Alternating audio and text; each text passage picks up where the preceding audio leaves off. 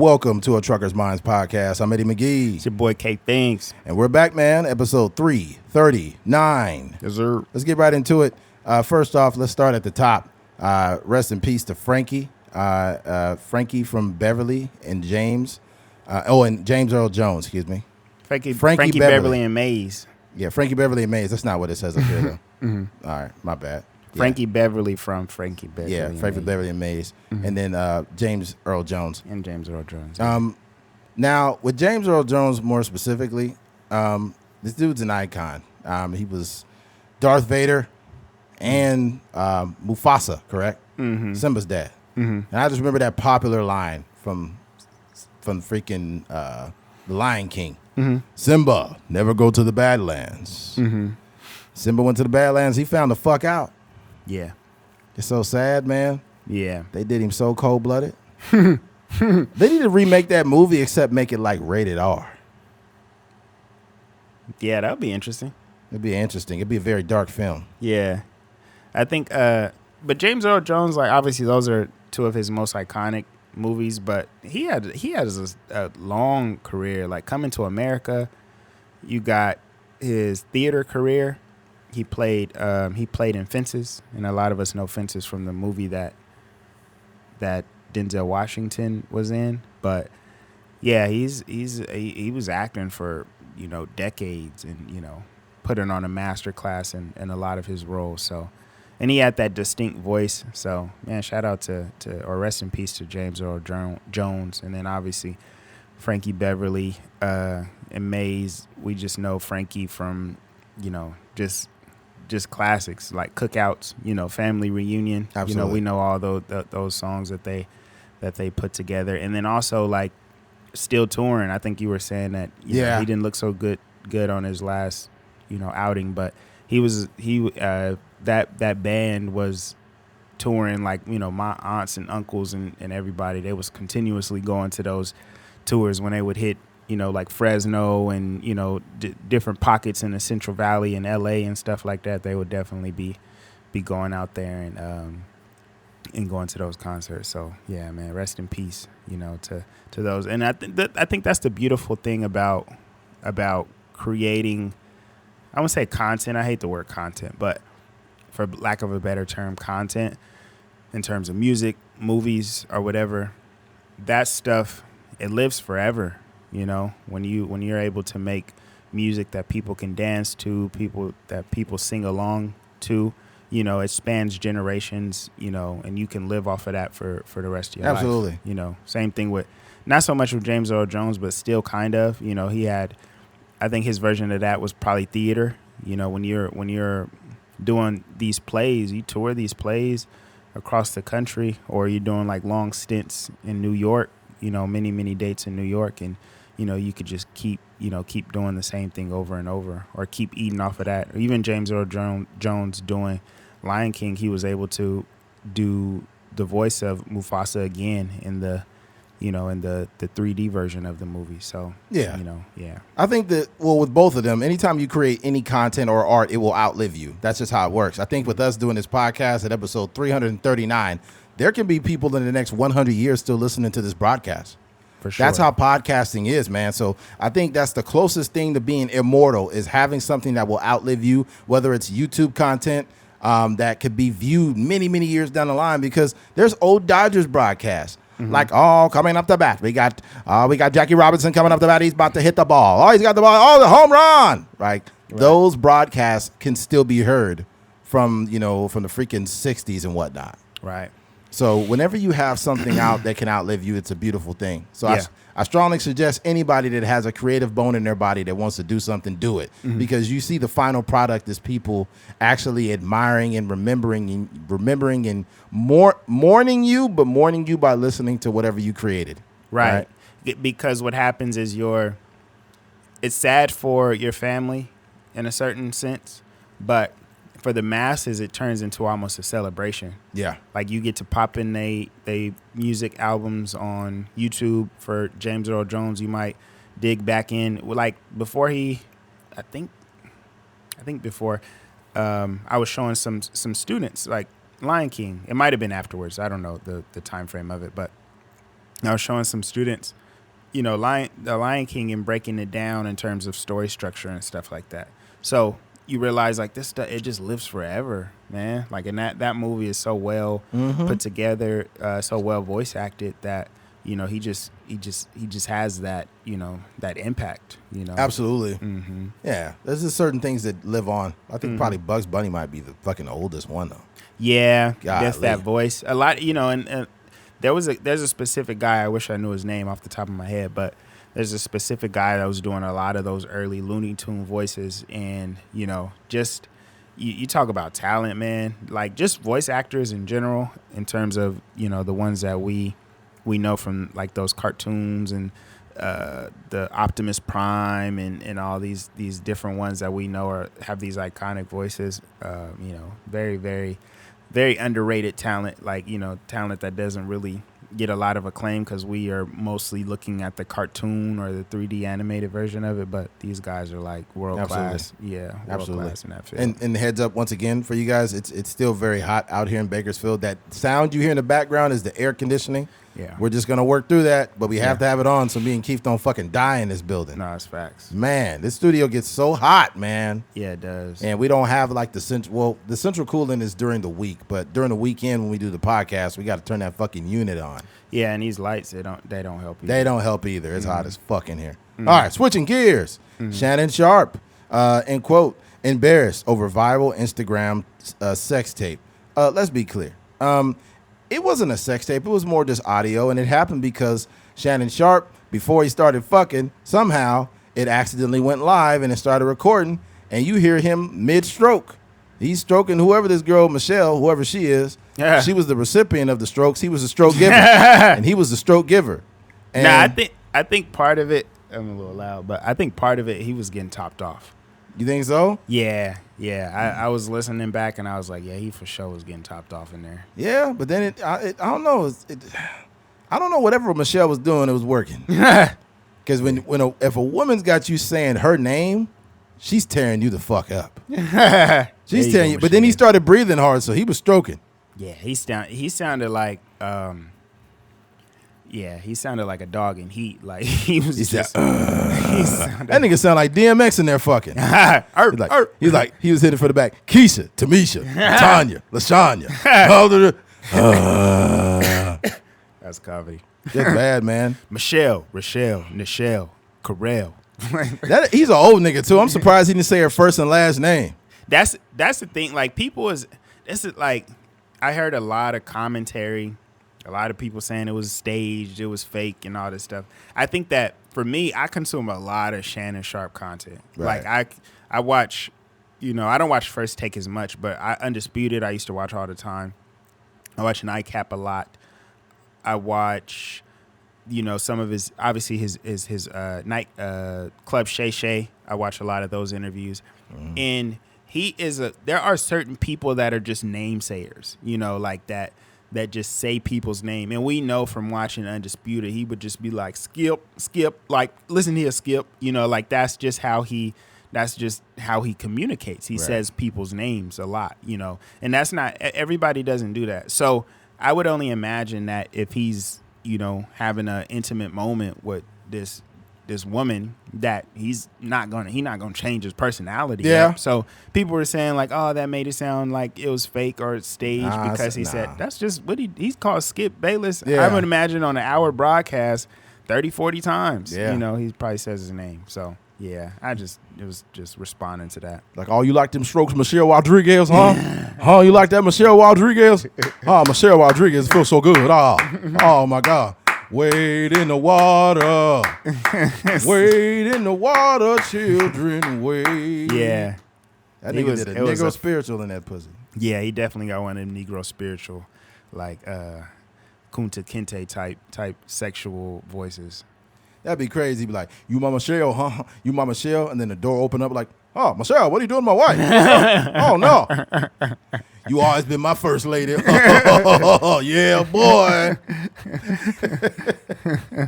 He was dying. But you know what? If you, I'm telling you this much right now, and I'm going to be very blunt when I say this. When you are giving strokes from the back, that shit, you get tired after a while. If you've been having sexual relations over 20 minutes nonstop, Yeah, that shit is a full-fledged workout. for sure. Women will have the nerve to be like, he got to last at least this long. If a dude is not in the greatest shape, he can't fuck that long. Trust me. Right. He cannot. It's a workout for sure. I was over 20 minutes. I was sweating so bad. I was sweating all over her, bro. Yeah. I swear to God. I was just sweating. I'm bald. So I'm just sweating profusely, and it's just landing all over her. And I couldn't see. Yeah. So I'm hitting her from the back, and I'm blind because the salt is going in my eyes. Yeah, the salt from my sweat's getting in my eyes. Yeah. I'm trying to rub my eyes out while taking my hands off my grip because you got the grip part by the waist. So I got to wipe my eyes off. Now I lose my grip. You ever use sweat as lube? Nah, I don't got to do that. That's probably unsanitary. Yeah, I don't do sweat as lube. I keep it wet though. Yeah, boy. But man, it was hilarious, but it was also a little disappointing because Shannon Sharp, as a guy that's a Hall of Famer, he used as a cop out like, hey, I'm not good with technology. But look here, man. If you're going to be in a content space, you got to learn how to use that fucking phone, dude. You can't just say, oh, I'm not good with technology, and you almost had your dick out on the fucking live stream. You can't do that, man. And 48 hours earlier, he was digging and he's basically chewing out Chad Johnson for being late and telling him how there's levels to this. Like, it's levels to this. Like, if you want to go to the next level and you want to go to ESPNs and all that, you can't be doing what you're doing now, Chad. Come on, Ocho. You got to do better than that now. Come on now, Ocho. That's some bull jive. You said you ain't going to be on time. You got to get there. Right? Mm-hmm. So he goes and says all that shit, and then 2 days later, he fucking on Instagram. Right. Now, I'm going to say this. If audio sex porn becomes a real thing, I'm creating OnlyFans right now. If they got audio porn, the tapes would be legit.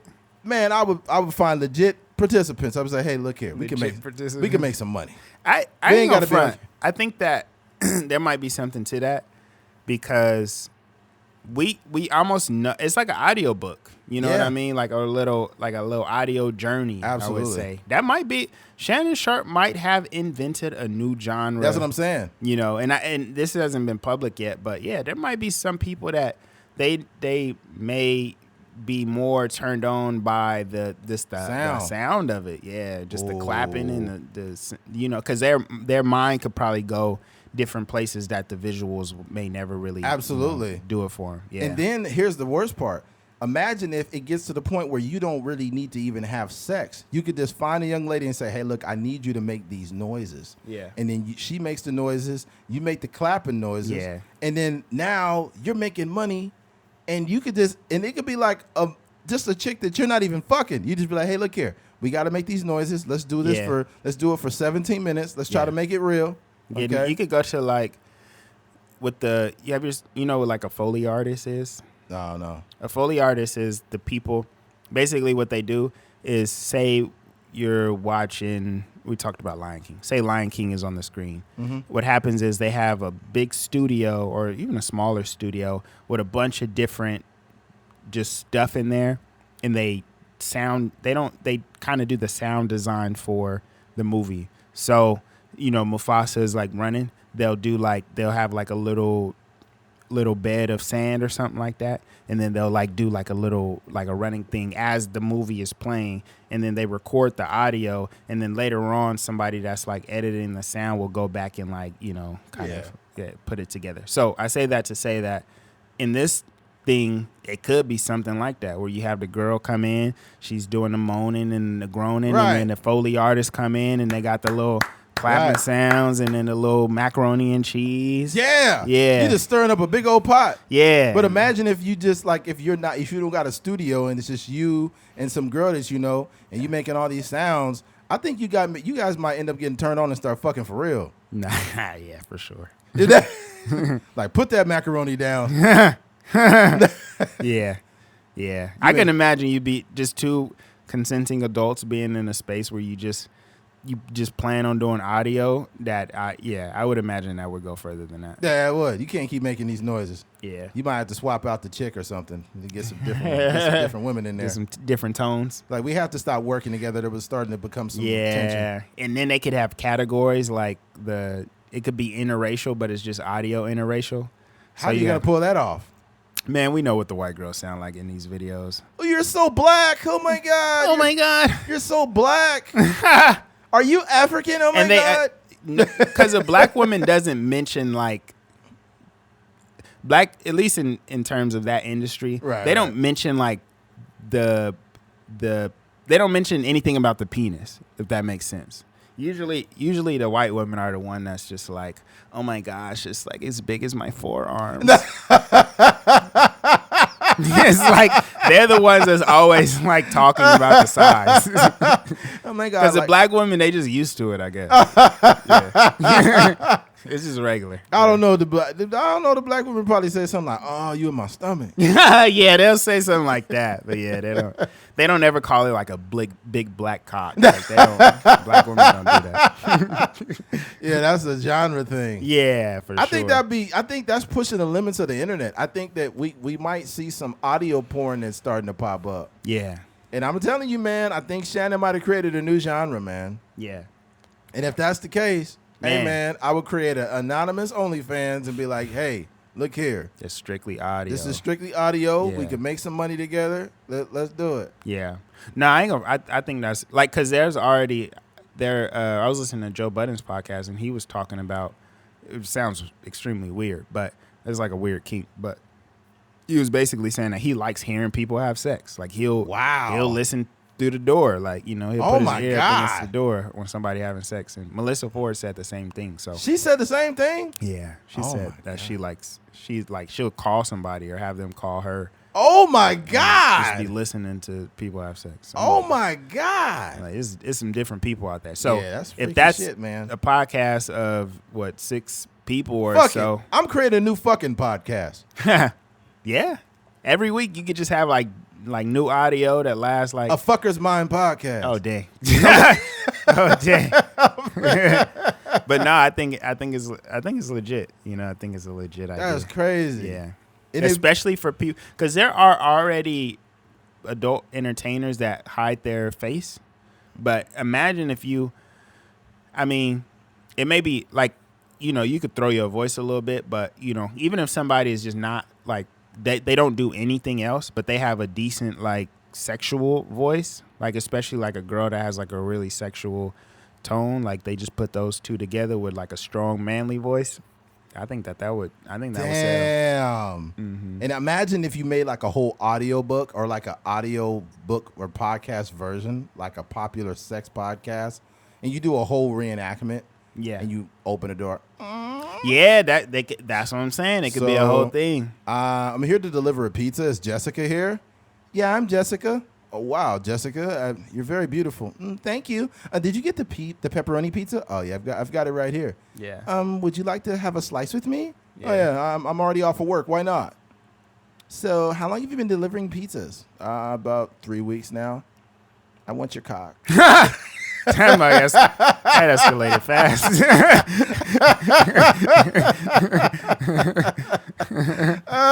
But that's the thing about those audio things, is that we know very clearly what it sounds like. You know what I mean? Like what certain elements of sex sounds like. So yeah, I could definitely see that being a thing. Like yeah, just some like, you know, some. Like I said, even somebody that's like down on their luck in the film industry. Oh, yeah. Like they not getting as much jobs or whatever, you know. Yeah. We just got fired from Netflix. Yeah, it wouldn't be no homeless people. You could even get them to do it. Oh, no. They're like, I'm so drunk. I'm an alcoholic. I hate my life. And somebody would watch that. Yeah. Somebody would totally listen to that. Yeah. They're like, hey, babe, look at this. Listen to this homeless guy having sex. I don't have anywhere to go. I don't have anywhere to go. Oh, fuck. Do you got some spare change? Oh, do you have a spare cigarette, man? I'll do anything for a cigarette right now. Oh, man. Why is that like the universal homeless voice? Hey, man, you know if you got some change or something? They always got that raspy voice. It's like, where that raspy voice? Like, did the first day that you became homeless, did you get like a raspy voice that same day? Probably so. It's like you got an eviction notice, and the day they threw you out, you were talking normal like me and Keith. Yeah. And as soon as they threw you out in the streets, you was like, man, this isn't right. I can't believe it. I can't believe it threw you out, man. Damn. I'm just playing. I have a lot of empathy for the homeless. Okay, I'm not. This is only satire, folks. That was satire.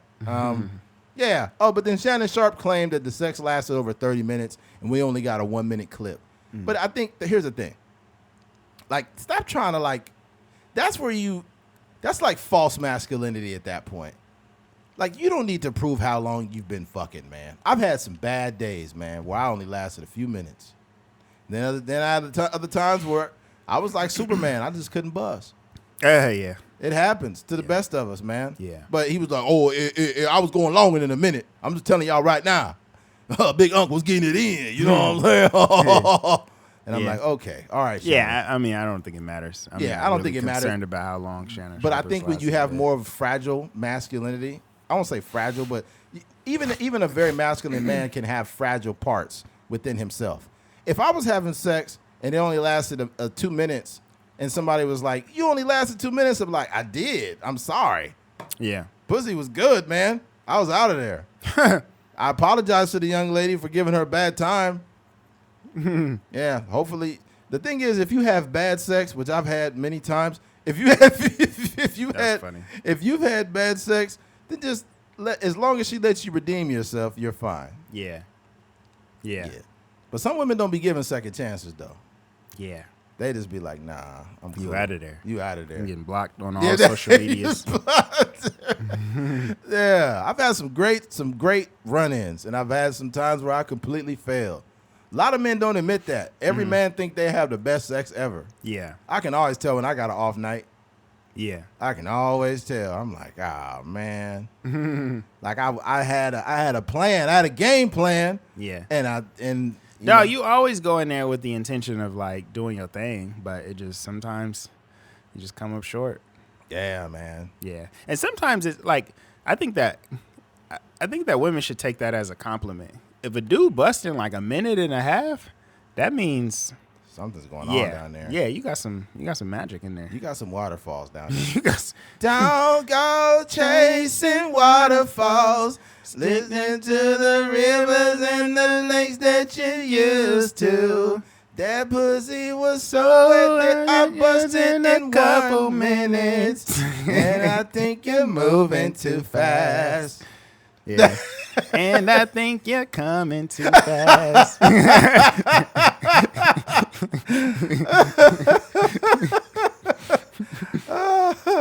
Oh God! Should we throw some audio on at a thing, or is that too much? Oh, what thing? Shannon Sharp. Go ahead. It's already out there. Yeah, let me see if I can play this right. What, are they gonna flag audio?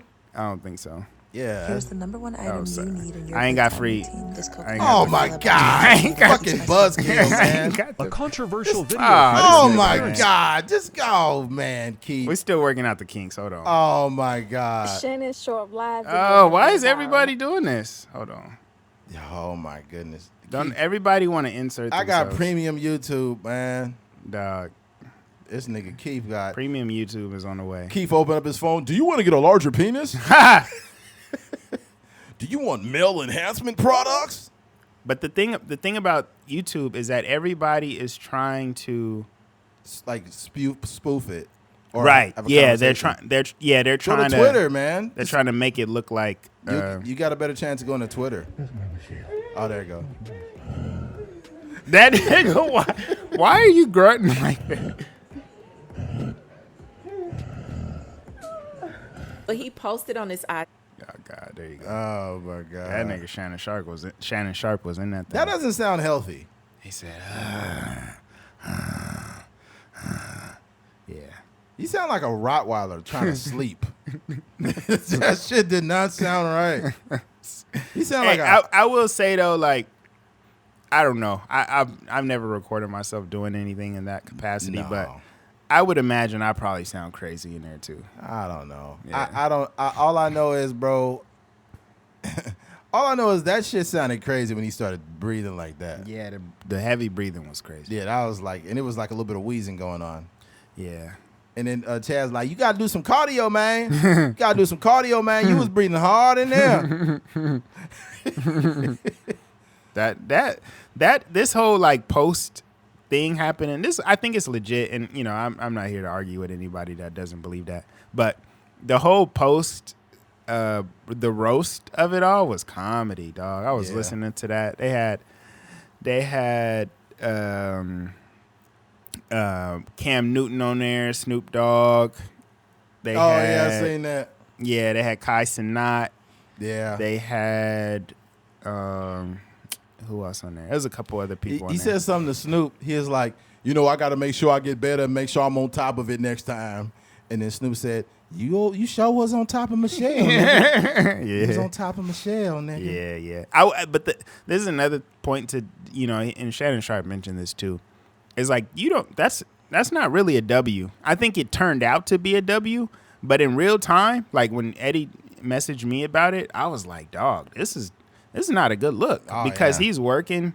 He works at ESPN. Yeah. That's a Disney company, and there's other sponsors and stuff like that, but I probably don't want to be associated with anything of that capacity. So I don't think that, this is something that is, that's boosting his, his cachet or whatever. I think it did. I think it did post. I'm saying I don't think that this is a move that's like, oh, this is gonna take me over the top. Something intentional would have. It just turned out to be that because he made content, he made shirts.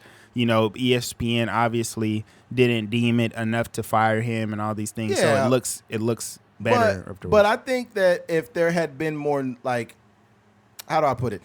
If he had really talked nasty, because some people like to talk really wild in the bedroom, had he really been doing that, he probably would have lost his job. So, like, if he would have been calling her like a bitch or a slut or something like that, he would have got fired because it would have been more or less like demoralizing women at that point. I could see that, but he don't even talk like that. It doesn't matter. All I'm saying is, Yeah. would they have kept him if he was going for, like, what do you call that? People that like to be like dominated, or what's the word? Yeah. I mean, I could see that. I'm just saying, like, he don't really cuss a lot. He rarely cusses, in any capacity. Even on Nightcap, he doesn't really cuss a lot. So I don't even think that he would even. Nah, he doesn't. But it'd be crazy a lot. You like that, Michelle? Huh? You nigga lover? Yeah. ESPN has announced they have let go of Shannon Sharp. Yeah. If it had got way too overboard, they would have let him go. I guarantee you they would have got him out of there. But because it was basic, noises, sex noises. And I think that they deemed it to be like an accident. Like they probably believe it was an accident. Absolutely. Yeah. But I think Shannon Sharp has very professional sex. It was very very like vanilla sounding sex. It wasn't like over the top. Right.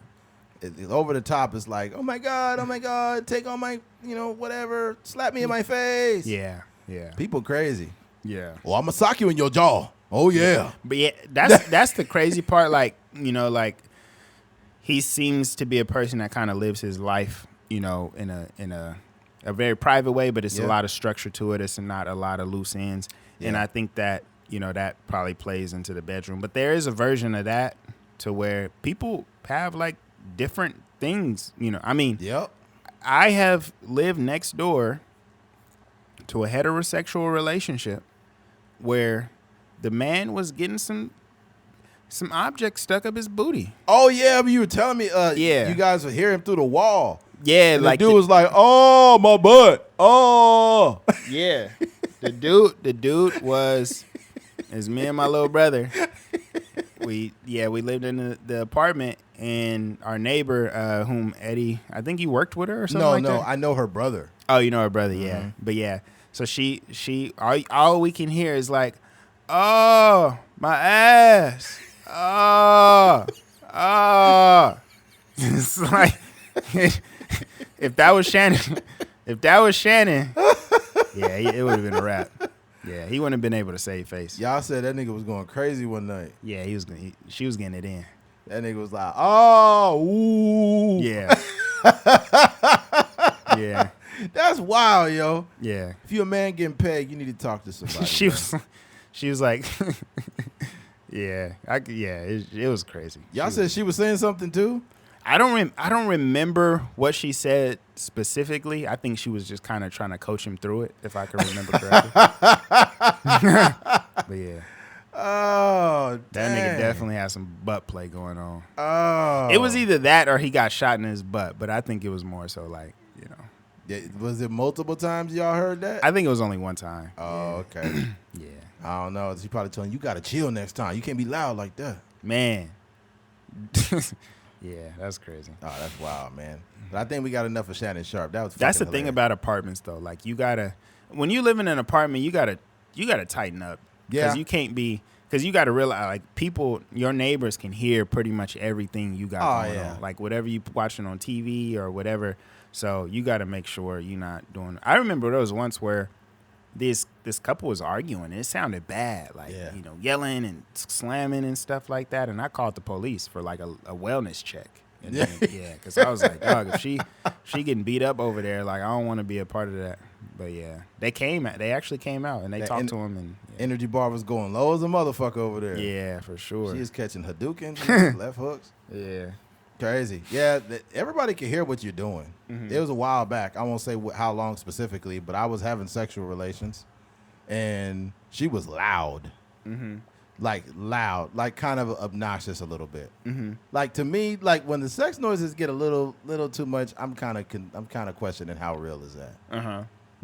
A bit, I was like, what's going on, man? Yeah.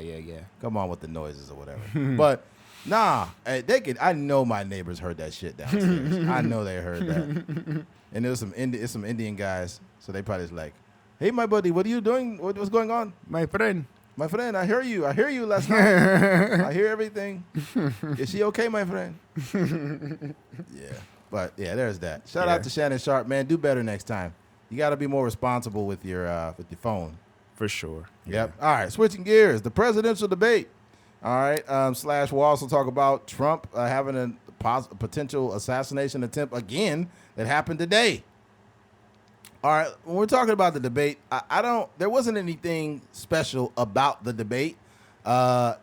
Everything that they did, I pretty much expected it already. I feel like both sides did not lose any votes on either side, but the middle-leaning people probably are leaning more left now, only because when they asked about certain subject matters, I remember Donald Trump says, like, we're looking into it. We don't, at the moment, we're looking into it. We're finding something at this time. Right. It's like, so do you have anything? And he's like, I'm not president yet. We'll find out when I'm president. He said, yeah. And I was like, that was inexcusable. And at least Kamala had, or Kamala, excuse me, at least she had like, what we're planning on doing is we're giving new families, new families $6,000 for the new babies. And there'll be $25,000 that will be given to first-time home buyers. And we're giving money to small businesses starting this. So she at least had some shit to give the American people. Donald Trump said he said he had concepts of a plan. I have concepts of a plan. I'm looking into it. It's nothing yet, but I have concepts. I'm looking into it. My people are looking into it. I hear they're looking into it. It's like, that's not going to get the job done, Donald. Having concepts of a plan is the wildest thing I've ever heard. That's not going to get the job done. Yeah. Yeah, but in her case, I think, I don't know. There was, like I said, I'm not like impressed by either candidate, to be honest, but I will say Kamala did have more legit like concepts and plans and things that she was going to do. It's like, I strongly encourage you to go to a Trump rally because there are really wild things. There's a lot of conspiracy theories that he talks about, and people are bored. They're leaving early. She pulled a Trump on Trump. Yeah. That totally sounds like something Trump would say, and she flipped it on him. Yeah. I think the best analogy for this fucking presidential debate was on Brilliant Idiots. They said it was like an 8 Mile, where like at the very beginning, Eminem's character said everything that you're going to say about him. Like, you're going to say, I'm white, I'm this, I'm that, and then basically say, hey, now you take the floor. So now when you behave exactly the way I say you would, now everybody can look at you. Because I feel like Trump is a one-trick pony. But when he worked that one trick, he could make you look stupid. Yeah, he can do that. He can make you look real stupid and everybody looking at you crazy. But I think that she stifled a lot of that. Yeah. Quite frankly, she doesn't know what she's talking about. Yeah. And she's like, like people are leaving your rallies. They're exhausted. They're shooting at you. They're just tired. And I just want to stick to the facts. I just want to give $25,000 to small business owners, the American people. The people are saying you're a lesbian. I'm not saying you're a lesbian. The people are saying... the people say you're scissoring people. I'm not saying that. They asked him about her race, and he just was like, it doesn't matter to me. It doesn't matter what race she is. It doesn't matter to me. I just heard she was one thing, and then she was another thing. It doesn't matter, though. My sources are telling me she's black now. Apparently, she wasn't black. Yo, the only thing I think for me, I'm so above like being frustrated at politics that I can enjoy it. You know what I mean? Like I can laugh. Donald Trump. Like ever since I remember, me and my boy, we was talking when I was in college when he first when he first ran, and we were just looking at his rallies and stuff, and I was like, dog, this dude is hilarious. Like once you put aside like being frustrated about the hate and the black voters and all this other stuff, like, and you can just genuinely laugh at the nonsense that he's saying. It's like pure comedy. And the sad part about it is that is going to be over probably. I don't know who's going to win, this election, but it's probably going to be over. This is the last run we going to get, of that. So yeah, it's crazy, man. Yeah. People are telling me Kamala eats dogs. They're eating their dogs. They're eating their pets.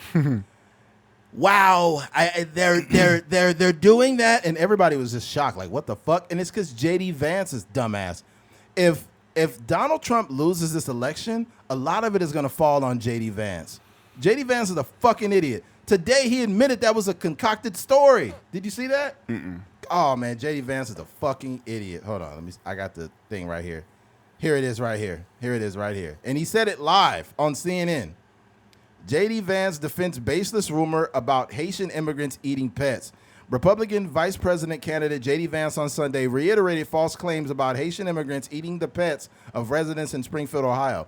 Asked to support his claims in an interview with CNN's Dana Bash on State of the Union, Vance pointed to what he said are firsthand accounts from constituents who have told him this is happening, though he didn't provide the evidence. The American media totally ignored this stuff until Donald Trump and I started talking about cat memes. He said cat memes, which is wild. If I have to create stories so that the American media actually pays attention to the suffering of the American people, then that's what I'm going to do, the Ohio senator said. Nigga, you just admitted to making up stories, you fucking idiot. You cannot play with the American people like that. Whether you're liberal or conservative, no, you just don't do it. Right. Like, you have to point out when things are wrong. Just like when Biden's dumbass was telling Charlamagne the guy, like, if you don't vote for me, you ain't black. Mm-hmm. It's like, motherfucker, you can't say that. Mm-hmm. Who the fuck do you think you are, Mr. Burns? Telling motherfuckers they should vote for you? Like, that's crazy. You have to point out the crazy shit. These politicians need to stay in their place, dog. Because right now, what's wild, and I won't go into a whole conversation about it, Canadians in Ontario are not paying their bills. They don't like the way inflation and the cost of living is affecting them, and they all said, fuck this shit. We're not paying bills. And nigga, they're not paying bills. There are billions of dollars worth of bills that are due in Canada, and these people are not fucking paying. Good for them. Good for them, exactly. But Americans don't have the balls. There's too much division. I think as long as you keep Americans divided, then you could, what they call divide and conquer. If liberals and conservatives got together and said, hey, you know what? We don't agree with the price of goods. Yes, it could be a rich conservative, but just because somebody is rich doesn't mean they're not being affected. Right. They can make $500,000 worth a year. This is gonna sound horrible, me saying this, but do you think it's possible for somebody to make $300,000, $400,000 a year and still be oppressed in some capacity? I think so. Right. Yeah. So if you're a person that's, right-leaning and you own a business and you make $500,000 a year, but they're fucking you in taxes and the cost of living for your business keeps going up, you're making less and less money after taxes. So in some capacity, you're still being oppressed, even though you're part of like nearly the 1%. But even with that, some people may not really be concerned about money. That may not be their biggest thing. Right. I think a lot of people go into voting situations just concerned about a handful of things. You know what I mean? They may be more concerned about single issue voters. Yeah, they may be more concerned about like women's reproductive rights, or they may be more concerned about global warming or something Absolutely. like that. You know what I mean? So so those could be the pressing issues for them. So, you just never know. Money is obviously a big topic, but that's not the end all be all for everybody. Because they know, they're going to wake up tomorrow. They still got to pay taxes. And maybe a certain president may have some tax cuts and maybe not. But, they know that in general, it's going to be around the same sort of tax breaks, for any Absolutely. president. And there's certain issues like climate change is a big topic because there was a whole body of water where a bunch of fish died because of the elevating temperatures. Yeah. It was a bunch of fish, just a bunch of dead fish. Yeah. And it was due to like climate change. It was due to elevating temperatures. And she's like, I'm just here to speak about the facts. And you referred to climate change as a hoax. Mm-hmm. And I'm here telling you that this is not what it is. Well, some people are saying I said it was a hoax. It didn't say. Actually, you are quoted saying it was a hoax. Kamala, little Kamala. People are saying you're a lesbian. I saw it. He always going to take it off the top. He's going to take it off the top. He's going to be shooting from the fucking hip. People are saying you're a carpet muncher. I don't know. My sources tell me you can munch carpets. I don't know. Oh, man. Yeah. Look, man, at the end of the day, regardless who is elected president, they got to do something about them fries at In-N-Out. I'm dead. Them fries is terrible. God damn, man. Worst fast food fries in America. I was telling you the other day, I had some fries, and I think there's a key to actually enjoying In-N-Out fries. And it shouldn't be this way. You should be able to eat it fresh out the bag. Yes. But you got to kind of doctor them up. So what I did, I had In-N-Out. It was a couple weeks ago.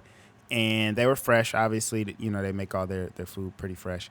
And so I ate the fries. But what I did, I took advantage of those salt and pepper packages that they have. Ooh. So I threw some salt on there, threw some pepper on there, and it made it palatable. It wasn't the worst fry that I've ever eaten. Yeah, because they just frying the fries and then putting them in a thing, and they don't do nothing. They don't put no type of seasoning. Because, McDonald's, they going to throw the salt over it or whatever. But I think In-N-Out just cut them up, put them in the oil, and then put them on your little plate. But, yeah, throw the salt on there. Yeah, next time you go, just remember that. Ask for a little salt, pepper packages. Just throw them on there. I think they got banana peppers there, too. Yeah. Mm-hmm. So I think if you take the banana peppers, I think they show somebody take a banana pepper and squeeze it on the fries. Oh, really? I was like, that look kind of cool. Yeah. My sister, when she was down, she was like, we got to go to In-N-Out, blah blah blah. So we went to In-N-Out. People love it, yeah. And it was decent. That's all I give it. And I don't want to get too off topic, but if we talking burgers and fries, and the best burgers and fries together, I'm rolling with Red Robin, homie. Red Robin is good. Red Robin I got is bottomless Oh, fries man, too. I'll be getting with the Parmesan fries. That shit be fires. I ain't been there forever, and I got a Red Robin down the street. I have a theory about these free or the free refill places or the bottomless places. I think that they don't actually lose money in those situations because they realize that, one, we can only eat so much food.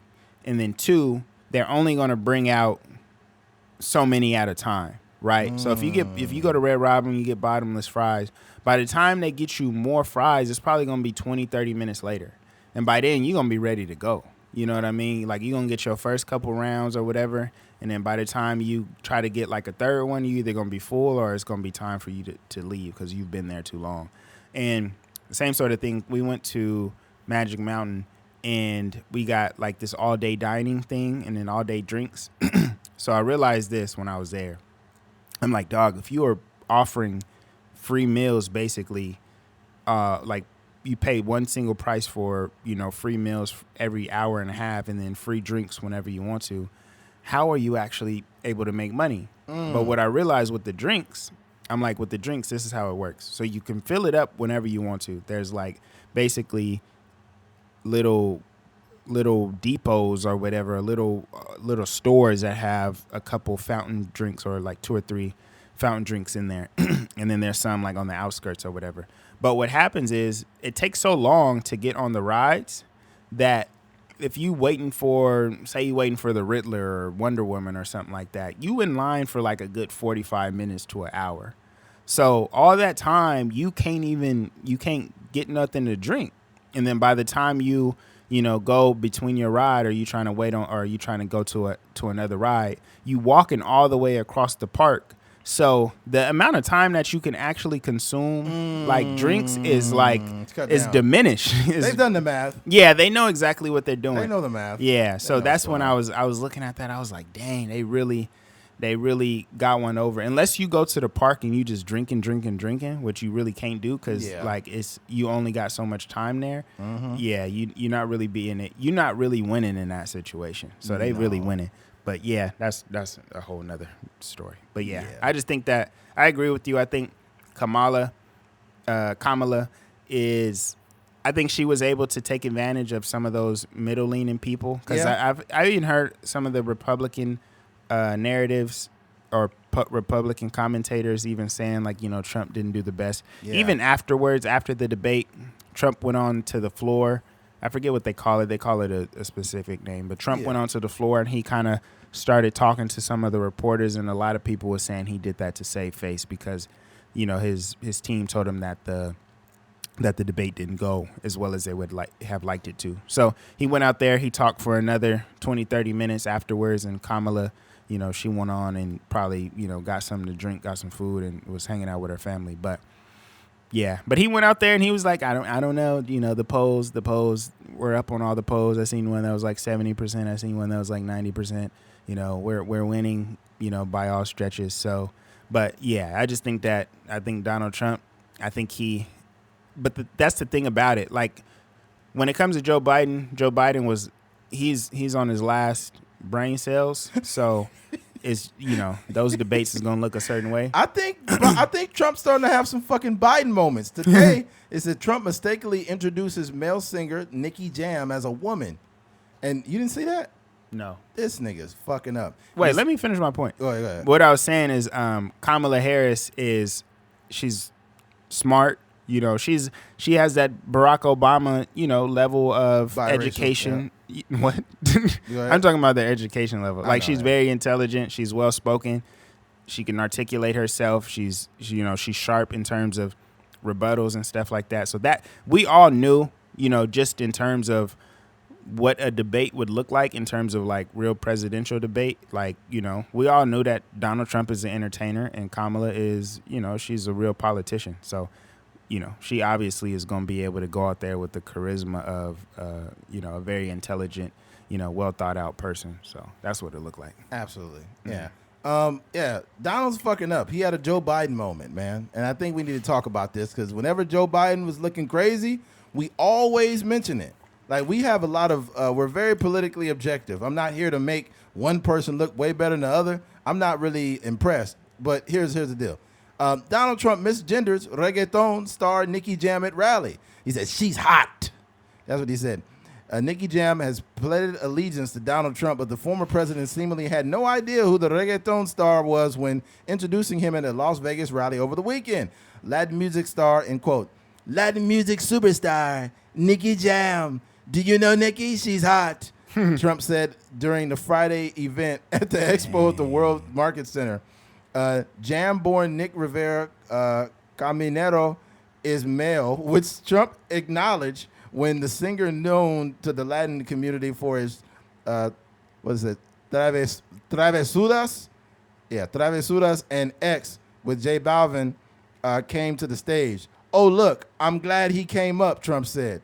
Trump didn't even know who the fuck he was. That's terrible. Of course not. Yeah. You don't look, dude. You can't do. He did this shit with Lil Pump. He's like, Little Pimp. Little Pimp, what's going on, Pimp? I'm huge fan of your music, very strongly. It's like, come on, man. Yeah, that's why these dudes got it. They're like, I don't know if they're getting paid or what the situation is, but you got to know that Donald Trump doesn't know who you are. Nah. Donald Trump is not listening to your music on the golf course, But Yeah. But this is part of it too. Is that I don't know if any more information had came out, but there was Donald Trump was golfing today, and there were shots in the vicinity. And I guess there was one person arrested or detained, but I don't know. Yeah, I was getting there. Oh, okay. But even before that, like Trump has been known for doing this. I guess Theo Von was talking to him. Mm-hmm. He said, "I can tell you have very strong parents, very strong father." And he says, "Oh, my father's dead." He's like, "He was a great man." Right? That's crazy. Right? But yeah, here's the deal with him getting shot at, excuse me. Mm-hmm. There's so much shit to talk about with this whole thing. Trump's safe after being targeted in second apparent assassination attempt. The FBI is investigating what is said to be an apparent assassination attempt on Donald Trump at his Florida golf club Sunday. The second time in 2 months there's been an apparent attempt on the former president's life. Trump is safe and not harmed in the incident, his campaign said. Palm Beach County Sheriff Rick Bradshaw said during the Sunday news conference that in his office was informed at 1:30 p.m. Eastern time of shots fired by the Secret Service. When agents fired at a man who had a rifle in the bushes along the perimeter of the Trump International Golf Club. Trump had been playing golf at the time, moving between holes 5 and 6. A source briefed on the matter told CNN. Yeah, that's interesting because initially they were just saying shots in the vicinity, and then there was some reports that was coming out saying that it was just kind of stupid. They were saying the golf course is kind of in the hood. It's in a bad neighborhood. So, there was 2 people that were shooting at each other. Now they have confirmed that it was, an apparent assassination attempt. Can you imagine this? Like, it's been verified that the people that tried to shoot me were immigrants. We have to build a wall. We got to build a wall. That's a strong argument, though. Like, if he came out and... it wouldn't work with the other one, but it may work in Miami just because it's a place with a lot more minorities in there. Yeah.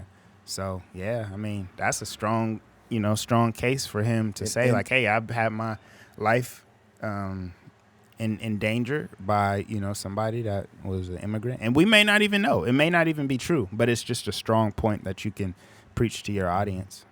I've had an assassination attempt on my life. It was a Puerto Rican. We got to build a wall around Puerto Rico. President. Puerto Rico is American soil. Well, we need to build a wall near Puerto Rico to keep the bad Puerto Ricans out. Yeah, that's crazy. Yeah, you never know, man. Yeah.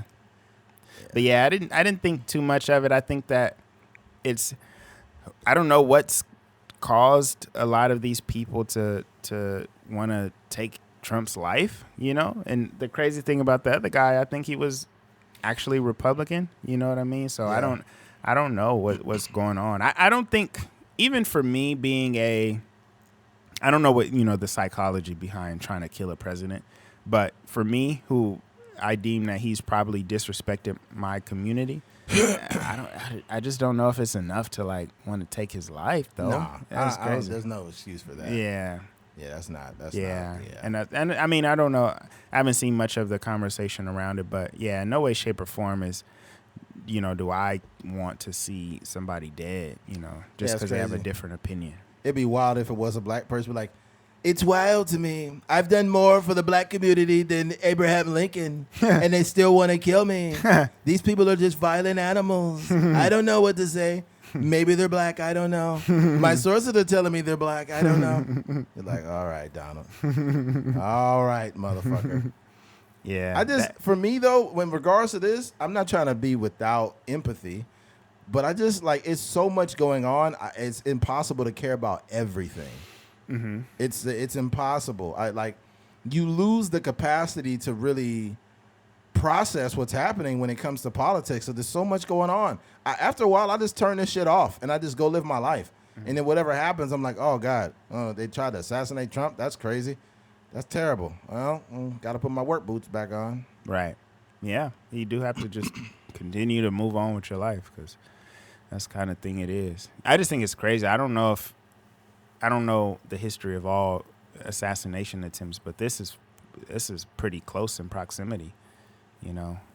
So yeah, it's I don't know. It's crazy. I am concerned about his emotional well-being. To have 2 assassination attempts on your life within a matter of weeks is pretty scary, man. And he doesn't seem like a person that is like can really articulate his emotions. So I can only imagine what that looks like for him. Well, hopefully he getting the help he deserves or the help that he needs, because yeah, it's not looking good out there. Yeah, that's fucking insane. Mm-hmm. And it's really close. Mm-hmm. Yeah. Well, there's that. I don't even know how much more I have to say about that, so we can go ahead and move on. Is that cool with you, Keith? Yeah. All right, let's move on. All right, switching gears. Caitlin Clark liked a post of Taylor Swift holding the cat because I believe J.D. Vance referred to her as a cat lady, right? Which is wild. But a bunch of people who claim to be Caitlin Clark fans had turned on her because she liked a post. Is that what we're living now? Like, is that the way we're living? Somebody can't like a post, like you automatically label them like liberal or conservative, and then you just flip on them. It's wild. Mm-hmm. Somebody said, I was a fan of yours, but I'm sorry, I can't support a person that supports this or supports that. It's like, get out of here then. Like, I have friends that happen to be conservative and liberal, but I don't like to, how do I put it? I don't like to base the whole friendship off of a political party. These people really don't give a fuck about anybody. Right. Like, they really don't, bro. When you narrow it down, they say they talk a good game. Even Trump recently said, like, all overtime will not be taxed, right? And everybody's like, oh, my God. Like, yeah. I think that's great for everybody. If that's a real thing and Trump could pull that off, that's amazing. But here's the problem. They're just going to find a way to move the goalposts. Yeah. Nobody's going to be offering overtime no more. Right. Everybody's going to be eager to work. They're going to be eager to work overtime. And companies simply will not offer it. But overtime is a very minority thing in the workplace already. Absolutely. Yeah, it ain't like, you know, even for me, I don't know if I've ever, at least with my new job, I don't even know if there's a place to work overtime. Like, absolutely. You know, there ain't nothing out there for overtime ain't making nobody rich anyways. Right. Yeah.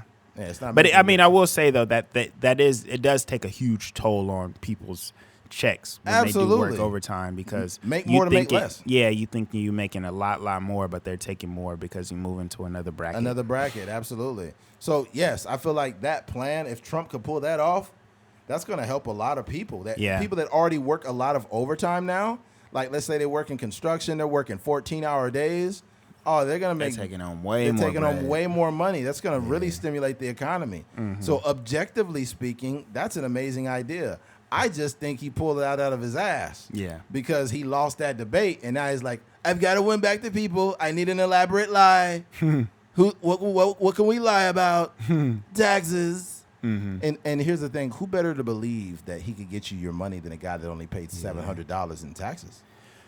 Yeah, but I will say he's a person that doesn't really speak to like the middle class and the lower class. So I think that's something that, you know, if he could really hang his hat on that, I think that would be fire. Oh yeah, if he could find a way to get middle class. First of all, middle class is a dying class. Like a middle class is upper struggle is what I call it. It's an upper struggle class. Mm-hmm. I'm sorry, like. The middle class now is considered upper struggle, where you have enough money to pay your bills and your food, and you could go on little outings and things like that, but you cannot save money the way you once did. Mm-hmm.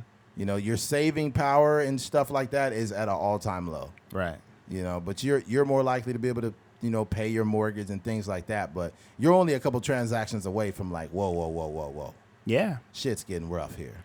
I say that about finances. You know, everybody is a couple, you know, missed paychecks, being fired, couple months without work, away from being broke and, you know, running up credit cards and everything. And then also, I think our mental health is the same way. You know, a lot of these people that we see posting wild stuff on social media or talking to themselves are people that we used to be able to have normal conversations with, a couple Yes. years ago. Yes. So that's the way it looks. Yeah, absolutely. That's unfortunate, but yeah, that's true. Mm-hmm. Okay.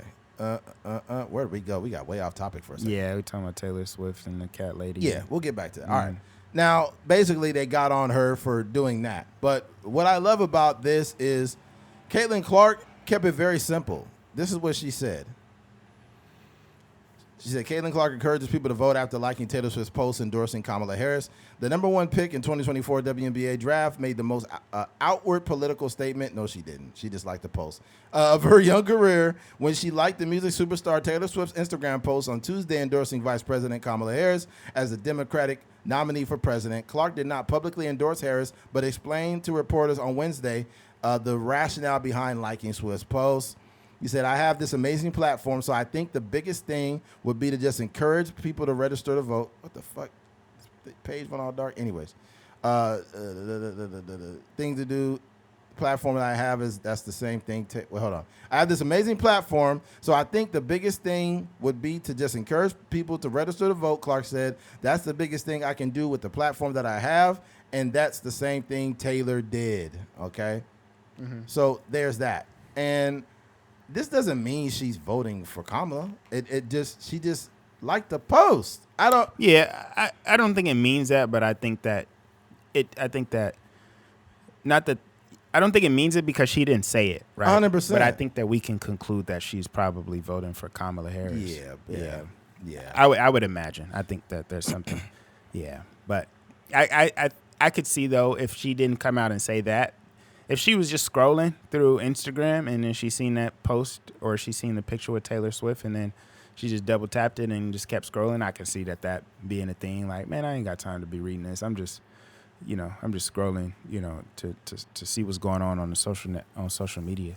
But yeah, I just think that, like you said, I think a lot of her base, being from the Midwest, thinking that, she's probably conservative or whatever. And then they get mad because they see that she's probably going to be, supporting Kamala Harris. I just think that's ridiculous, man. I just wish, I say this all the time, like in entertainment and in Hollywood and stuff like that, I wish there was a little bit more parity. Right. Because I think it would help creativity a little bit, because I think we get a lot of dry comedy now because people are afraid of liberals basically, like, stifling the creativity. Right, exactly. I think that's happening a lot in terms of Hollywood, because they're afraid of getting canceled in some capacity, like they're being homophobic or they're being xenophobic or they're being whatever phobias out there, and they're afraid that people are going to get canceled. And I think that's not encouraging, like, really creative,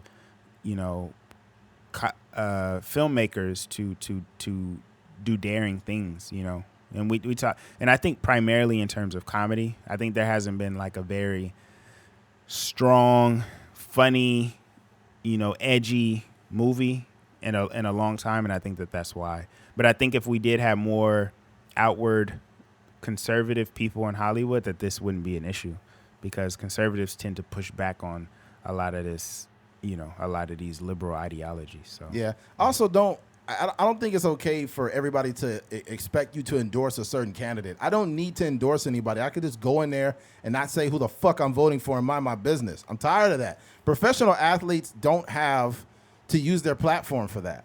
Mm-hmm. And it's getting old. And I want to shout out Angel Reese and Patrick Mahomes also. So here's Patrick Mahomes' situation. Well, actually, let me go to Angel Reese first. They asked, what is she? I could just put the audio on. It's not going to be smooth like the way you had it, but let's see. You want me to plug it in? Yeah, I can play it, or you can plug it in, whichever. It's on X. I think I should be able to send it to you. Yeah, you can send it to me. Let's see. Oh, it's playing it. Hold on. Can I send it? God darn it. All right. Okay, yeah. I can send it to you. I'm sending it to you right now. I'm going to send it to your Twitter. Is that cool? Yeah, it's fine. All right, let's do that. It went straight to you, Keith. Alrighty. And this is what Angel Reese had to say in regards to like endorsing a candidate. Angel, Vice Presidential candidate. How are you? Good. How are you? Nice to meet you. Good. Nice to meet you. Vice President candidate Kamala Harris Oh, wow. is a woman and she's doing her thing. Her running for president. Have you gotten a chance to watch her? What are your thoughts on her running for political office? I haven't been able to tap a lot into the political election and everything going on, so I'm not that educated right now, but just continue to learn and just give feedback. But everybody go out there and vote. I commend that, and I just tell a lot of people to go out there and vote because we need it for this election. Hey, Angel. That was the smartest thing she could have did. Mm-hmm. She says, I'm not well educated enough. She probably is, but I'm pretty sure maybe her business manager or somebody else said, stay out of that shit. Mm-hmm. Because it's not doing us any good. Do these political figures use us? Mm-hmm. Do they say, I endorse the Trucker's Mind podcast? Right. I endorse Keith Fingers. I endorse Eddie. You don't endorse the American people. Yeah. So it's like, I'm not about to do your job for you. Mm-hmm. Go ahead and use your campaign money and do that. I'm not doing all of that. Yeah. You're not- I think though, if it's in your heart, if you really believe, Go ahead, then. to do it. But I don't think that anybody should be forced to do it. Fuck no. I don't think that you should be running down on athletes, actors, and No. TMZ running down on people when they getting off the plane, Yeah. asking Kendrick Lamar, whomever, who they voting for. Yeah, That's it's not thirsty. It's yeah, thirsty. That's not a good look. They just asked Patrick Mahomes, and this is what Patrick Mahomes said. He said, and quote, I think my place is to inform people to get registered to vote. Is to inform people to do their own research and to make their best decision for them and their family, he told reporters Wednesday. Every time I'm on this stage and I get asked these questions, I'm going to refer back to that because I think that's what makes America great. See, some of these athletes and their business managers and people, they're getting hip to this. You're not going to use me as a pawn in your game. Because if you want to really think about it, why are we being cheerleaders for a government that wants us to retire at almost 70 fucking years old? Absolutely not. Like, no. At the end of the day, whether liberal, like Democrats or Republicans, like this is the same government that wants you to retire when you're fucking Joe Biden's age. I don't think that's cool. So, no. And they want you to work this long so they can tax you for more years. And the reason why they punish people who don't have kids is because they want to use that as an incentive for you to have kids. Why? So you can have more people getting taxed. Mm-hmm. That's all it is. Mm-hmm. And it's like, nah, dude, I'm good. I'm going to stick to my basic American duties, and I ain't doing nothing extra. Mm-hmm. That ain't happening. So shout out to Caitlin Clark, Patrick Mahomes, and Angel Reese for standing their ground and not allowing their platform to be not even manipulated, but used as that. And then the reporter asked a question like he was trying to be cool. You see it? Yeah. He's like, yeah, we got Kamala. She doing her thing. And it's like, bro, Yeah. at least be professional when you ask the fucking question. Mm-hmm, mm-hmm. Like, she's a woman. She's doing her thing. It's like, come on, bro. Yeah. Come on. And then here's the thing. You ask me about Kamala as if you assume I'm voting for that person. Mm-hmm. Like, if we're being politically objective, you could have asked me, who are you looking to possibly be supporting in the next election? Yeah. But because I'm a black woman, you just assume I'm voting for Kamala. Yeah. It's just assumed, especially when you sports. I would say, I think football has a lot of parity, but, I think that when you see young black women, that's pretty popular. She's and like she's cultured also. I think they just assume that she'll probably be voting for a Democrat. But yeah, I mean, I just don't. I think good for her, good for Patrick Mahomes, and even Caitlin Clark. Even though she kind of jumped out the window a little bit with the, with the like, but in terms of her response, I think that's a strong response. And I think, you have PR teams and stuff like that. These people are, a lot of times like prepping people in terms of like things that they should say. Or, maybe they just have the wherewithal to do it themselves. But I just think that, good for them, not to, and I would also say too, like, these are business people, right? So they understand the dollar amount of their endorsement.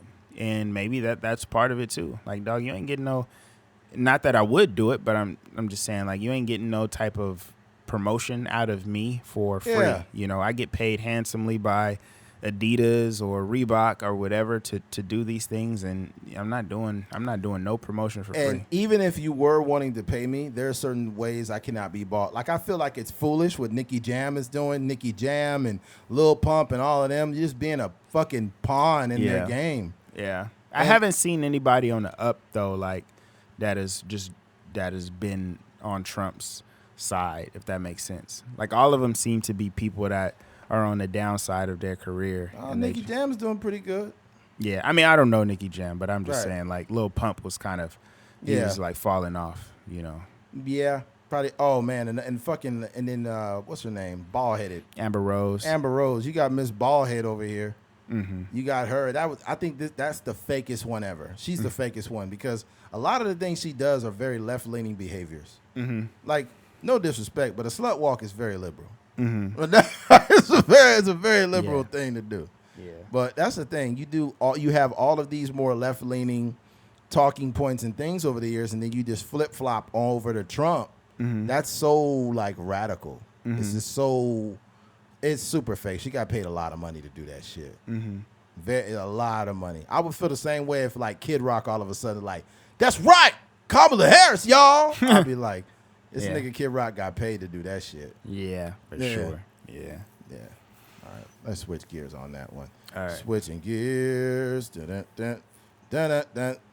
Tua. Recently, the starting quarterback for the Miami Dolphins, Tua, had another concussion, and let's get into that conversation. Tua Tagovailoa concussion timeline. Dolphin quarterback exits game against Bills with a head injury. Miami Dolphins quarterback Tua Tagovailoa exited Thursday's NFL matchup between the Miami Dolphins and Buffalo Bills after taking a scary hit to the head in the third quarter. Tagovailoa, in his fifth season with the Dolphins, scrambled for his first down on the fourth and 4 late in the third quarter, and his helmet struck into the shoulder pad of Bills defensive back Damar Hamlin. Tua laid on the ground for multiple moments before exiting the game under his own power and heading to the locker room. Okay. And he's had, 3 concussions over the last, 2 years, I think. I don't know the exact number, but it's been a few in the past. Because it was the 1 year, which was, I think, 2022, where he had the few back-to-back. And then I think last year he had a decent season where he made it through all the way healthy, and then that's when he signed a contract. So, and then this obviously is the first one of this season. So. He's saying, okay, Tagovailoa's first confirmed NFL concussion was during the 2022 season during a scary moment on Thursday Night Football. So he got another concussion on Thursday night? Yeah, Dang, you got to stay away from Thursday night. Yeah, games. against the Bengals, play scary later. Tagovailoa returned to the game against the Bills in Week 3. Resulted in NFLPA firing independent neurologists who participated in clearing of Tagovailoa. God damn. They got fired? Yeah. NFLPA firing the independent neurologists who participated in clearing Tagovailoa to re-enter the game in the second half of Week 3. Wow. See, the reason why they fired him is for liability issues. So if they were to get sued, they've already done what it took to take action against the person. The thing about it, though, is he probably passed all the tests. Like, because, sometimes with concussions, I don't know what a concussion test looks like, but sometimes you have, you can be fine. I've heard of people saying they're fine during the game, and then after the game is over, they start having headaches or something or, they get a little bit foggy or something. So, they got fired, which is unfortunate. But, yeah, I can see how that he was able to pass the quote-unquote test that they're taking and get back in the game. But I think the biggest thing with this conversation is that we sometimes have to take the responsibility out of players' hands. And I hear, there was some conversation going around. I heard Ryan Clark talk about it. He was one of the people that, had he dealt with, some concussions in his career. And he talked about his eagerness to play and how he was, willing to, we're risking our lives every time we step on the field and stuff like that. I just think that that's just a very, it's apples and oranges to the real overall conversation. No, but my point is, it's everybody is different. You know what I mean? Like, there are some people like Ronnie Lott that's like, I'll cut my finger off and go back in the game. There's some people like Ryan Clark that no matter how mushed up my brain is, like I'll go out there and play. Then there's some other people like, Arian Foster, who's like, my body is, I'm not going to risk my health to, continue playing this game. Like I'll just retire. Or was it Chris Borland? Chris Borland. Yeah, Chris Borland retired. He was having, he was just getting beat up a little bit too much for his own good, and he retired, and he went out on top. These are not people that were like slouches by any means. These are people that were, all pros and all stars and, really good players. So I just think that, there's a narrative going around like, these macho men, and I'm willing to do anything for the Shield, and you got to carry me out on a stretcher, in order to get me out of the game. But that's just not everybody's experience. And I think for me, I played at a junior college and I played high school football, and obviously I didn't sniff anywhere near the NFL, but I was a person that I think if I was in any of these situations, my life is much more than football. You know what I mean? Like you see, and you're starting to see it now, like the post NFL careers of some of these people, Tony Romo, Tom Brady, Shannon Sharp, Chad Johnson. These people, they're doing podcasting, they're commentating on sports. They're just, utilizing their cachet to cash in on different opportunities. And so I just think that, it's not in Tua's case, he has a huge contract, dog. Like he has a lot of guaranteed money. And I just think that, like if I were to, if I knew him personally, if I was a relative, a close friend, a teammate that had a good relationship with him, I would be like, bro, this is not worth your life. Because we can see it. We know, the Muhammad Ali's, and there's certain other boxers that we see. We don't see it all the time with football players because a lot of them have either like taken their life or like they've died from different situations. But a lot of the boxers we can see, even Floyd Mayweather Sr., we see him slurred speech. You know what I mean? Like stuff like that. And that's a lot. That's the same thing. That's the same thing that Tua's dealing with. But boxing is just like, it's just more punches to the head. So punch drunk, man. Yeah, I that's my thing. I just wish that, I hope he wakes up and he's like, yo, I'm young. I made a lot of money. I played football at the highest level. I've accomplished, not everything that I wanted to accomplish, but some of the stuff that I wanted to accomplish. And I'm okay with stepping away from this game because when I seen that hit, I called Eddie dang near right after the hit. And I was kind of disappointed because I knew, one, he had a history of having concussions, even going back to college. And then two, the way that he took on that hit, or the way he kind of leaned forward into that hit, which he was tackled by Damar Hamlin, I just thought it was so unnecessary.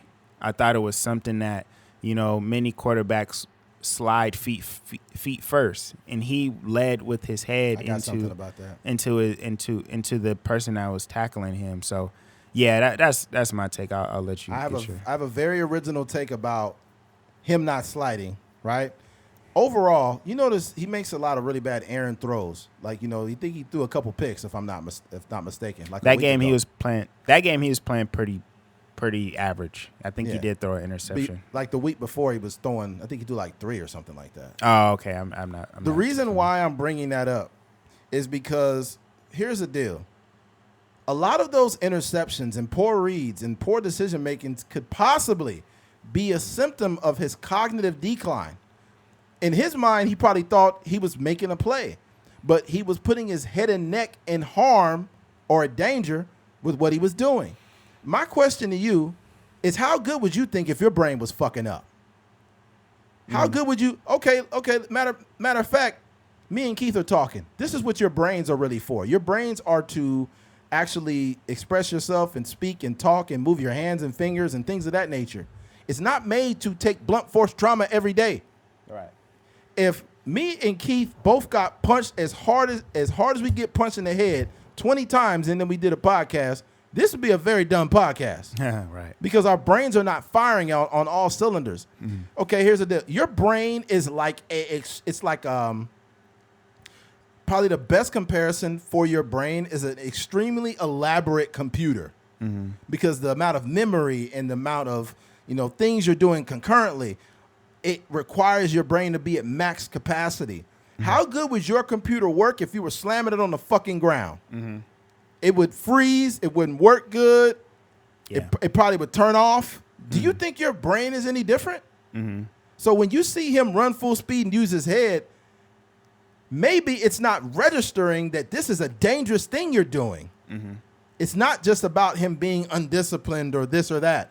If your brain was fucked up, how do you know your brain's not fucked? If your brain's fucked up, how do you know it's fucked up? Is all I'm saying. If your brain has already reached the level of where you're already having a cognitive decline and you don't know that it's happening in real time, then you're not going to make the best decisions. And not to mention, when I seen the concussion, that last one, I thought about his wife and kids. Because here's the deal. Let's say he retires, which he should fucking retire. But let's say he retires, right? The fan base is going to move on from him. The NFL is going to move on from him.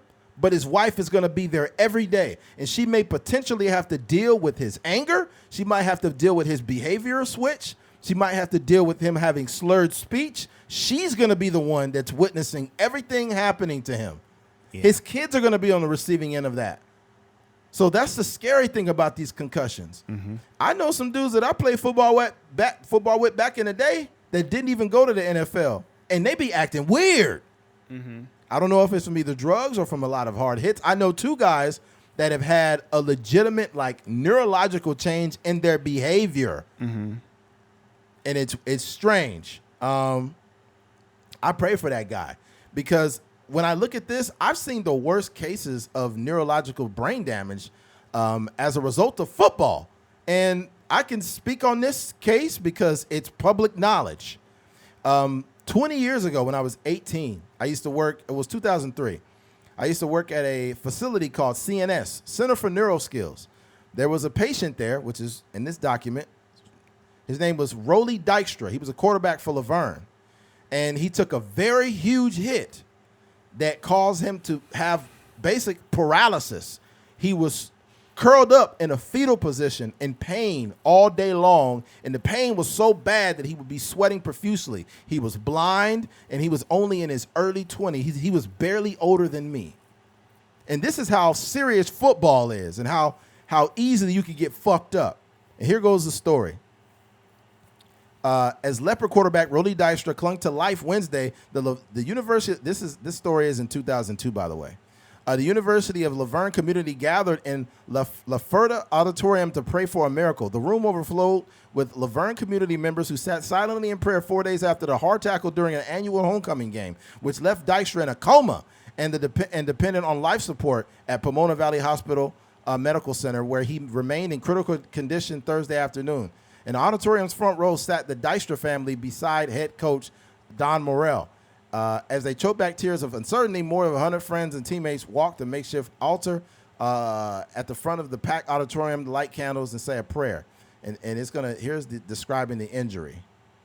Okay. The events of Saturdays began when, after Dykstra's last option run, the Leopards were down 14-0, and with 14 minutes and 10 seconds remaining in the second, instead of pitching the ball back to teammate Justin Wolteef on the right option, Dykstra kept the ball and lunged towards the end zone in hopes of starting a Leopard scoring rally. Dykstra was hit before reaching the goal line by Bulldog senior Scott Murdershaw. I feel bad for Scott Murdershaw because I know he didn't want to do that. He stopped in his tracks and forced to fumble. Dykstra appeared shaken afterwards and was assisted off the field by head athletic trainer Jim May and freshman offensive lineman John Marty. 5 minutes later, Dykstra was laying on the sidelines in convulsions and was tended to by May training supervisor Paul Alvarez and student training AJ Sapadanos, this is bad. And here's the other part of the article where he is. Let's go down here. It gives an update on him as far as it goes. No, Where is it at? Basically, it stated that he was transferred to Bakersfield, California, where, here it is, Dicer, and he enters next phase.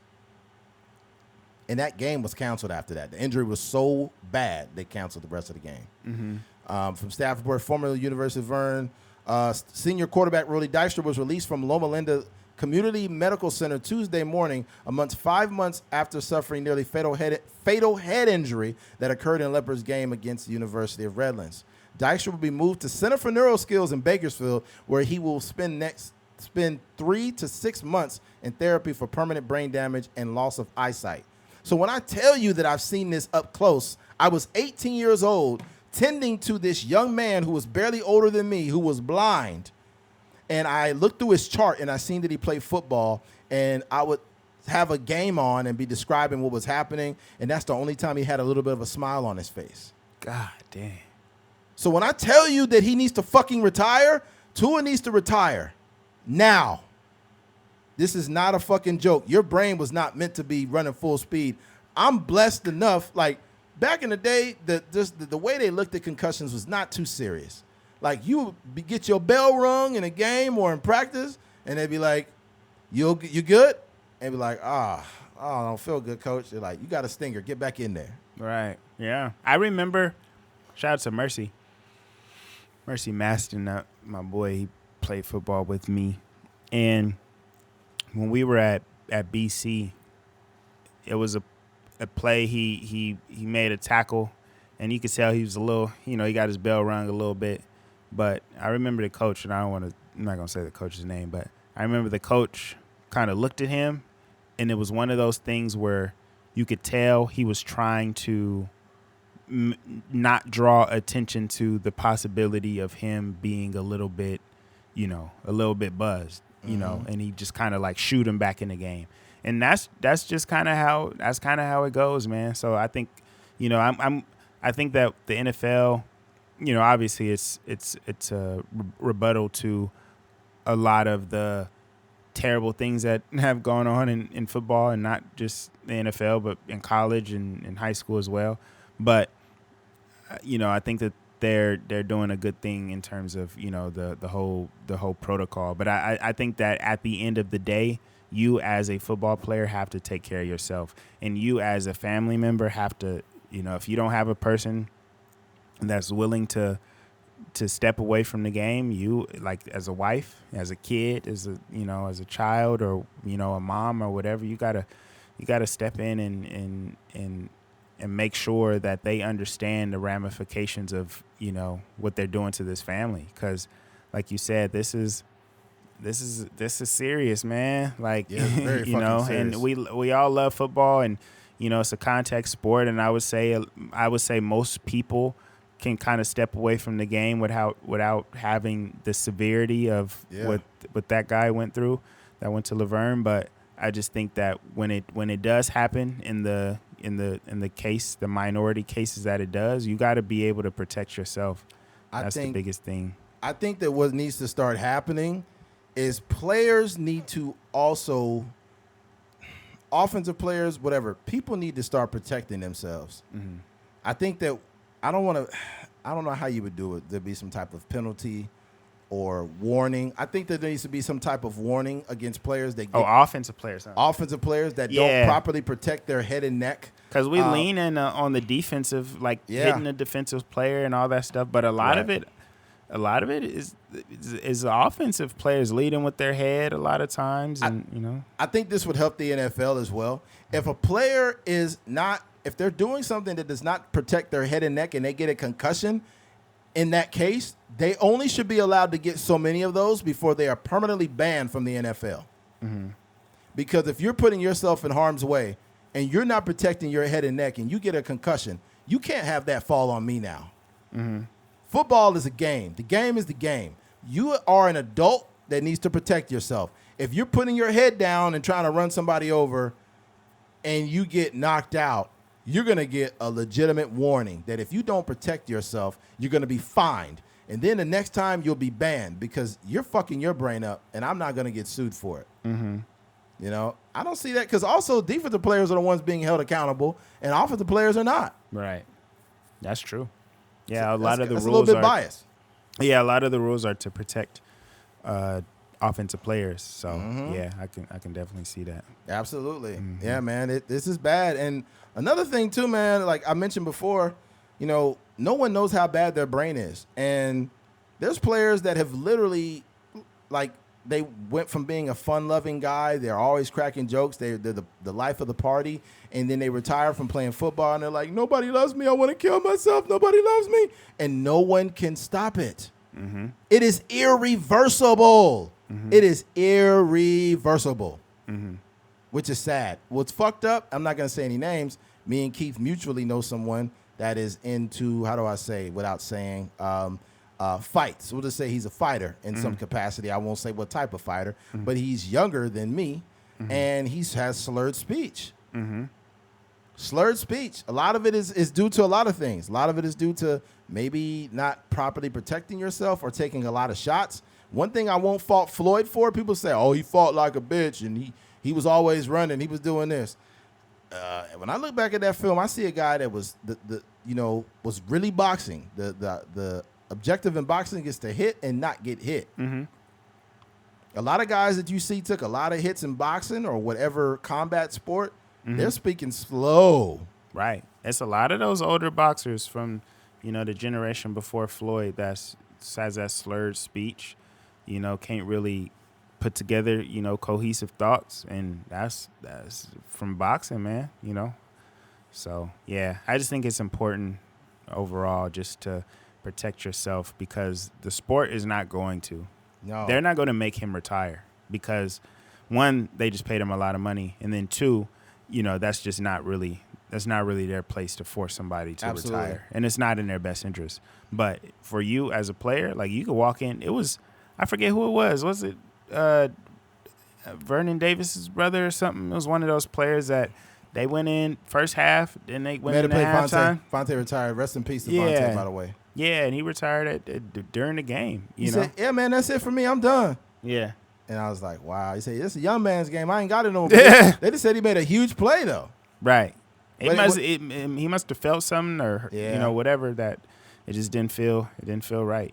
I think he made the smartest move you could ever make because when your heart's not in it anymore, you need to get away. Right. Like, it's like imagine being in the middle of a fight. You're a UFC fighter, and like in the third round, you're like, this guy's young. He's quick. He's strong. I can feel his power. Right. He's kicked me only 2 times, and my leg wants to snap.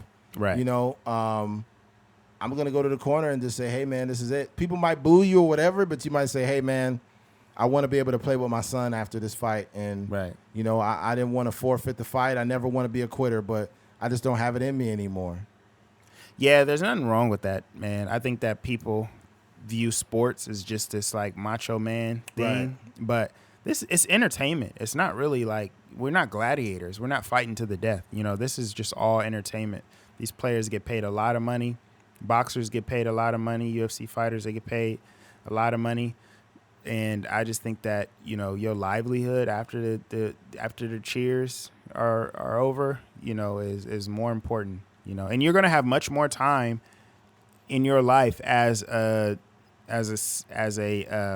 normal citizen that is not an athlete, Lord willing, than you are in your years of playing whatever sport. Absolutely. So by the time you retire from whatever, especially UFC, I think a lot of people get kind of pushed out very early. Yeah. Because they get like, 13, 14. They could get on a good run where you like the best fighter in UFC for like 10, 11 fights. And then, then you getting washed out by somebody else that's the next up and coming person. That's how UFC is, man. Yeah, so you're going to be in your early 30s by the time you really lose some steam. So, from 30 to whatever the average age of dying, 80, 70, whatever that is, you got 40 years of, life that you can live that, can be preserved if you're not in there just getting punched in the head or, taking hits. Because I remember when Conor McGregor fought Jose Aldo, and Jose Aldo was the guy at that time, and he was like, "I'm gonna beat his fucking ass," I'm gonna beat his fucking ass. Yeah, right. And I'm like, who the fuck is this guy? Yeah. And he went in there and he cleaned Aldo's clock. And he did it. Huh? So fucking fast. That's how it goes. Mm-hmm. You could be top guy and all of a sudden you get knocked off. Right. I will. Before we move on, I will say it's not a good example, but an example of a person that may be on a potential cognitive decline is fucking Nate Diaz, man. Right. Nate Diaz is like, me and my fucking man, so and so. I'm like, dude, this guy is slurring the fuck out of his speech. Right. So bad. He wears it on his face, though. Like, his face is just different. You know what I mean? Like, he looks like he's been hit in the face a lot. And he's still out there, And a lot of times what happens in those situations is the last thing to go is the thing that you've done the most in your life. Like you talked about your guy who he only smiled when he, listened to football stories or listened to the play-by-play or whatever when you're describing what happened.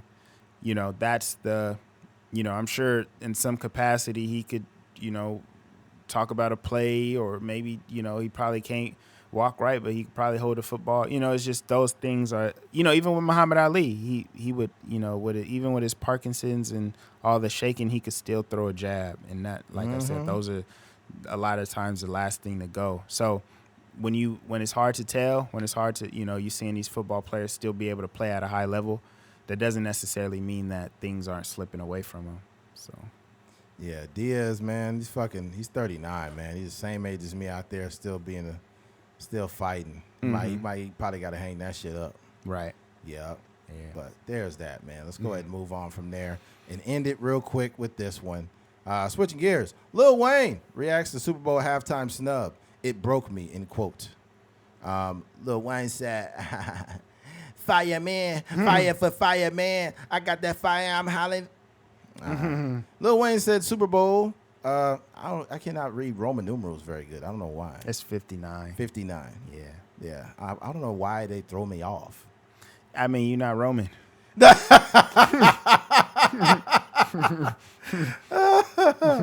All right. Lil Wayne said his Super Bowl 59 halftime snub broke him Friday, days after several music artists rallied behind the New Orleans native and condemned the decision to make Kendrick Lamar the headliner. In an Instagram video posted Friday, Lil Wayne responded to his halftime snub. It was announced Sunday Kendrick Lamar would be the Super Bowl 59, which will be held in New Orleans on Friday. Okay. It broke me. And I'm just trying to put me back together, Lil Wayne said, but my God, have you all helped me? Thanks to my peers, my friends, my family, my homies on the sports television and everybody repping me. I feel like I let all of y'all down by not getting that opportunity, but I'm working on me and I'm working. So thank you. Well, he also mentioned this though, which I thought was important. He also mentioned, he's like, I just thought that I was going to have it. Like, he just basically felt entitled to having that spot because it was in New Orleans. And he said he was wrong for that. And he is wrong for that. You should not feel entitled to playing a Super Bowl. It's the biggest event in the world that day. And Jay-Z chose Kendrick. So I think the smartest thing to do. But it's more than just Jay-Z, though. You know what I mean? Like, Jay-Z is part of a team. It's a collaborative decision. Yes, Yeah. So as a collaborative, Lil Wayne was not chosen. And the thing about it though is also Kendrick is a huge Lil Wayne fan. Right. And I think that the best thing you could do is to give, like, not literal praise, but give positive praise to the person that got chosen. And move the fuck on. But Lil Wayne is just like, it's New Orleans, man. I can't believe they chose me, man. If I don't do nothing, I'm a ball. Clocking all day like a clock on the wall. Jay-Z didn't choose me for the Super Bowl. Had a lie. Why the fuck is Jay-Z to choose me for the game? This nigga fucking right about him in the Hall of Fame. Yeah. Nah, man, but it's crazy. I think that you should never feel entitled to anything. Yeah. I think that if people have made a collaborative decision not to choose you, you should just be like, all right, bet, and just move on. But I also think there's a couple of reasons why he possibly did not get chosen. There were some recent performances of him, and they did not look good.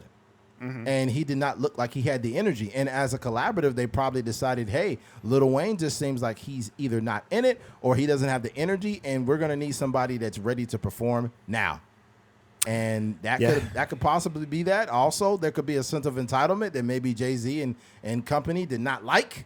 And that could be it. And even though you're a legend, it does not mean you – because I'm pretty sure Jay-Z has had a lot of events that he thought he would probably be invited to, and it wasn't, and he probably just had to eat it and move on.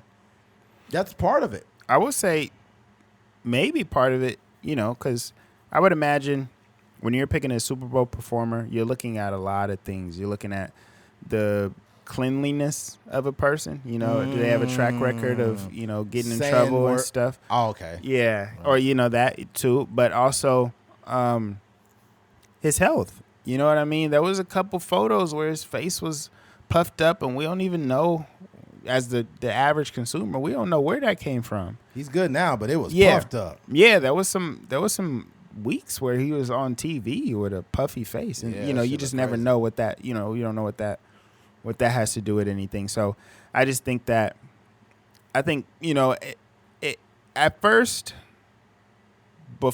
after Rihanna last year, it made sense. Because I'm like, oh, that would be dope to have Lil Wayne out there and things like that. But then all of a sudden, Kendrick Lamar just went on a tear this year. He got had the number one record in the world, the concert, all the talk of hip hop was about Kendrick Lamar. And I just think that the NFL did not want to miss out on an opportunity to have, hip hop one at the forefront, but then also have the biggest artists in the world right now, on the show. And a person that Kendrick Lamar is a great performer. Like, his shows always look great. He's a creative. I think he genuinely cares. Like, even the Amazon show, I didn't watch the concert, but the Juneteenth show, it just looked really good. He looked good. Like, sonically, it looked really well put together. And I just think that, the team and the NFL, team, and Jay-Z and everybody else that's a part of that team, they were not going to miss out on the opportunity to have Kendrick Lamar in this moment, wherever it was. It could have been on Mars. They still would have probably picked Kendrick Lamar because that's just like the type of year that he had. Yeah. I think if there was ever a conversation about it, it was going to be Kendrick or Taylor Swift. I think that's the only two that make sense. And, who knows what separated those two, because Taylor Swift had a huge year as well. But, yeah, I just think that, shout out to Lil Wayne, but I just think that, I'm right there with you. I think that he probably felt it just because it was in New Orleans, but there's been many occasions where the artists from a certain specific town, like, they didn't perform in their hometown, so that's just, and that rarely happens already. So, it wasn't a given for sure. And I think when you actually think about it, though, I don't like Lil Wayne has like a lot of songs that we know, like a Millie and 6 Foot 7 Foot and a lot of these songs. But in terms of commercial success, I think Kendrick Lamar is probably more commercially successful than Lil Wayne in terms of being like a rapper, but like more mainstream, artist. So I don't know. I just think it makes sense. When you're Lil Wayne, the only way you're devastated is when you created expectations around something you were never guaranteed to have in the first place. Mm-hmm. This is why when I go on any dates with women, I don't have any expectations. Zero. Mm-hmm. There's no expectation of what that woman is supposed to be like, how she's supposed to act, everything. I just play it by ear and let her show me whatever she's going to show me. And I feel like that's the best attitude to have in life, where, you can only show up as best as you can. You can't control everything else. Mm-hmm. And when you're not given that opportunity, move the fuck on. Mm-hmm. That's it. Mm-hmm. There's not much else to say. Lil Wayne, you're still a legend. Your face a little puffy right now. Let the swelling go down a little bit. They probably be like, I don't know. We can't trust this guy. Maybe, we don't know if he's going to show up puffy that day. It's bad for ratings. We don't want to have puffy Wayne. We want to have Wayne that looks like he's healthy. Puff Daddy is already canceled. We can't have puffy Wayne. Why you got to sound like Trump a little bit, man? I don't know. That's the executive white voice. Oh, okay. They're telling me Lil Wayne's swollen, and they're telling me my sources are telling me his face is swollen. It's not true. Little Wayne. I'm sticking to the facts. Lil Wayne is actually not swollen right now. Kamala, it's Kamala. It's Kamala. Lil Wayne is not swollen. Yeah, That's funny. Well, you got anything else on this? Nope. All right, man. Like we can wrap this thing up, man. If you've made it to the end of this episode, we genuinely appreciate you. Thank you for listening to a Trucker's Mind podcast. I'm Eddie McGee. It's your boy K Fings. We're out of here. Peace.